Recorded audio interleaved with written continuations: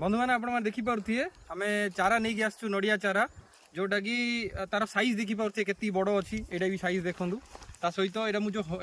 माने ग्रिप रे धरची देखिपे के मोटा अच्छी एमती ही नड़िया गछ माने चारा बाछिला बेले एमती ही बछा जाए जेहेतु से बहुत गुड़ाए नड़िया गछ था भर आम 3-4 जन जा बाछिकी नहीं आसलु देखो जदि गोटे भी आम गछ देखा आर देखो ये जो मुठे आम धरचे ये पूरा के मोटा अच्छी ग्रिप ता सहित ये नड़ियाटा भी केते अच्छी ये सुखिकी एतिकी तो ये कंचा थिला बेले बहुत बड़ थी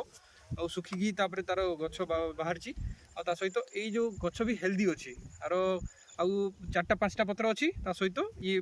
ग्रिप भी भल अच्छी आईटा देखिए केते बड़ नड़ियाटा गोटे केते टाइम पड़छ नड़िया ये बर्तमान आम आणलु 35 टଙ୍କା आणलु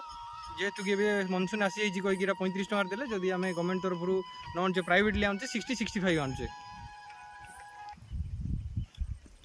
एबे नड़िया ये नड़िया गछ पोता ही आपण माने हमर वीडियो देखुथिबे आ इठे हमरो पोता चलची नड़िया सब प्रति